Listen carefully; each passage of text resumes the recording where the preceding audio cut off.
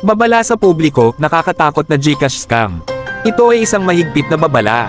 Sa panahon ngayon, hindi lang magnanakaw sa lansangan ang dapat nating katakutin.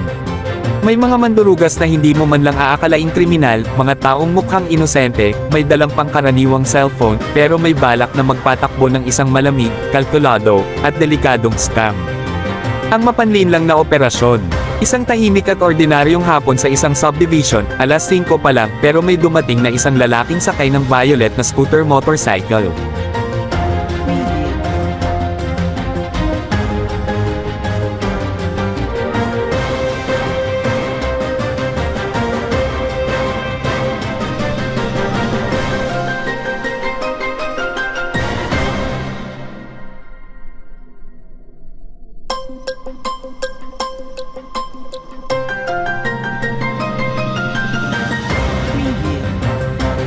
Babala sa publiko, nakakatakot na GCash scam. Ito ay isang mahigpit na babala. Sa panahon ngayon, hindi lang magnanakaw sa lansangan ang dapat nating katakutin. May mga mandurugas na hindi mo man lang aakalaing kriminal, mga taong mukhang inosente, may dalang pangkaraniwang cellphone, pero may balak na magpatakbo ng isang malamig, kalkulado, at delikadong scam. Ang mapanlin lang na operasyon. Isang tahimik at ordinaryong hapon sa isang subdivision, alas 5 pa lang, pero may dumating na isang lalaking sakay ng violet na scooter motorcycle. Walang halatang tensyon sa kanyang kilos. Isang normal na tao lang na tila may lehitimong transaksyon. Nagpakasyen siya sa GCash ng 475 pesos gamit ang pangalang John Kennedy D. Wala namang kakaiba, walang kutob ang sinuman. Matapos ang transaksyon, umalis siya ng walang bakas ng alinlangan. Pero ilang minuto lang ang lumipas, bumalik siya. Sa pagkakataong ito, ibang transaksyon na ang kanyang gagawin, isang malaking cash out ng 30,000 pesos ngunit may kakaiba sa kanyang kilos. Hindi mapakali ang kanyang mga mata. Panay ang silap sa kanyang cellphone na tila ba may hinihintay siyang mahalagang mensahe. Hindi ito pangkaraniwang transaksyon. May masamang balak ang taong ito. Ang tunay niyang modus, isang mapanghamak na pandaraya. Unti-unting nabunyag ang kanyang plano, nakikipaglaro siya sa sistema. Ang tunay niyang balak ay makuha ang one-time password (OTP) upang malink ang GCash account sa kanyang sariling bank account at palabasin na siya ang may-ari nito. Isang simpleng pagkakamali lamang sa pagbabantay ng OTP, at mawawala na ang pera ng biktima nang hindi na niya kayang bawiin pa. Pero hindi pa siya tapos. Makalipas ang ilang sandali, bumalik siyang muli, at nagpa-cash in sa pangalang John Lloyd Angelo D. ng 275 pesos. Sa pagkakataong ito, naging mas mapanlin lang siya. Matagal niyang kinuhanan ng litrato ang cellphone screen, tila may hinihintay siyang mahalagang impormasyon. Ang totoo, OTP na naman ang kanyang hinihintay. At sa isang iglap nakuha niya ito. At sa pamamagitan ng isang napakaingat na operasyon, nalink niya ang GCash account sa kanyang bangko at agad na nakash out ang 7,500 pesos. Isang halimaw na naglalakad sa kalsada. Ito ay hindi isang pangkaraniwang scammer. Siya ay isang tuso, bihasa, at delikadong kriminal. Isa siyang halimaw na walang habas na nagnanakaw ng pera mula sa walang kamalay-malay na biktima.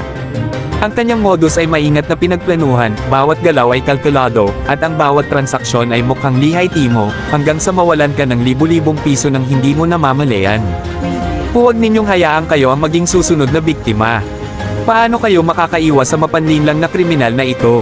Huwag kailanman ibigay ang OTP sa kahit sino. Tandaan, ang OTP ay isang personal at mahalagang security measure.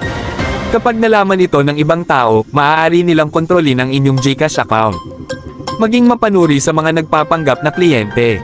Kahit gaano pa sila kamo o mukhang inosente, ang tunay na kriminal ay bihasa sa pagpapanggap. Kung may kahina-hinalang aktibidad sa inyong GCash, agad na i-report ito sa GCash Customer Service. Mas mabuting maagapan kaysa magsisi sa huli. Huwag magpautang o tumanggap ng transaksyon mula sa hindi ninyo lubos na kakilala. Sa panahon ngayon, kahit sino ay maaaring may masamang balak. Ipagbigay alam agad sa mga awtoridad kung may makitang kahina-hinalang tao o transaksyon sa inyong lugar. Ang impormasyong ito ay maaaring makapidyo sa susunod na biktima. Ang mga kriminal na tulad nito ay walang awang nagnanakaw. Huwag hayaan kayo ang sunod na target. Maging alerto, maging matalino, protektahan ang inyong sarili laban sa mga ganitong klase ng pandaraya.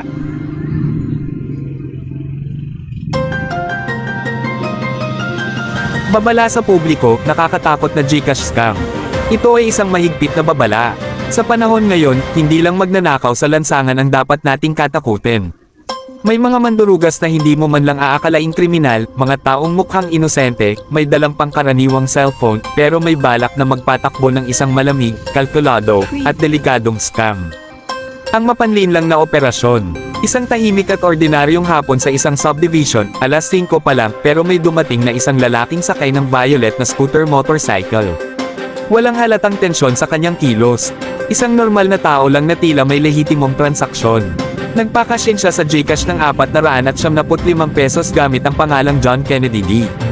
Wala namang kakaiba, walang kutob ang sinuman. Matapos ang transaksyon, umalis siya ng walang bakas ng alinlangan. Pero ilang minuto lang ang lumipas, bumalik siya. Sa pagkakataong ito, ibang transaksyon na ang kanyang gagawin, isang malaking cash out ng 30,000 pesos ngunit may kakaiba sa kanyang kilos. Hindi mapakali ang kanyang mga mata. Panay ang silap sa kanyang cellphone na tila ba may hinihintay siyang mahalagang mensahe. Hindi ito pangkaraniwang transaksyon. May masamang balak ang taong ito. Ang tunay niyang modus, isang mapanghamak na pandaraya. Unti-unting nabunyag ang kanyang plano, nakikipaglaro siya sa sistema. Ang tunay niyang balak ay makuha ang one-time password, OTP, upang malink ang GCash account sa kanyang sariling bank account at palabasin na siya ang may-ari nito. Isang simpleng pagkakamali lamang sa pagbabantay ng OTP, at mawawala na ang pera ng biktima nang hindi na niya kayang bawiin pa. Pero hindi pa siya tapos. Makalipas ang ilang sandali, bumalik siyang muli, at nagpa-cash in sa pangalang, John Lloyd Angelo D, ng 275 pesos sa pagkakataong ito, naging mas mapanlin lang siya.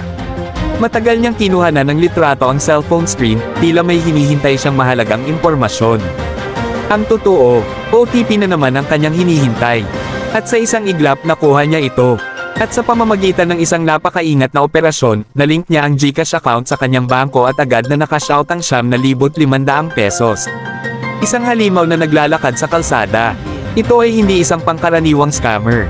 Siya ay isang tuso, bihasa, at delikadong kriminal. Isa siyang halimaw na walang habas na nagnanakaw ng pera mula sa walang kamalay-malay na biktima. Ang kanyang modus ay maingat na pinagplanuhan, bawat galaw ay kalkulado, at ang bawat transaksyon ay mukhang lihay-timo, hanggang sa mawalan ka ng libu-libong piso nang hindi mo namamalayan. Huwag ninyong hayaan kayo ang maging susunod na biktima. Paano kayo makakaiwas sa mapanlin lang na kriminal na ito? Huwag kailanman ibigay ang OTP sa kahit sino. Tandaan, ang OTP ay isang personal at mahalagang security measure. Kapag nalaman ito ng ibang tao, maaari nilang kontrolin ang inyong GCash account. Maging mapanuri sa mga nagpapanggap na kliyente. Kahit gaano pa sila kamo o mukhang inosente, ang tunay na kriminal ay bihasa sa pagpapanggap. Kung may kahinahinalang aktibidad sa inyong GCash, agad na i-report ito sa GCash Customer Service. Mas mabuting maagapan kaysa magsisi sa huli. Huwag magpautang o tumanggap ng transaksyon mula sa hindi ninyo lubos na kakilala. Sa panahon ngayon, kahit sino ay maaaring may masamang balak. Ipagbigay alam agad sa mga awtoridad kung may makitang kahinahinalang tao o transaksyon sa inyong lugar. Ang impormasyong ito ay maaaring makapidyo sa susunod na biktima. Ang mga kriminal na tulad nito ay walang awang nagnanakaw. Huwag hayaan kayo ang sunod na target. Maging alerto, maging matalino, protektahan ang inyong sarili laban sa mga ganitong klase ng pandaraya.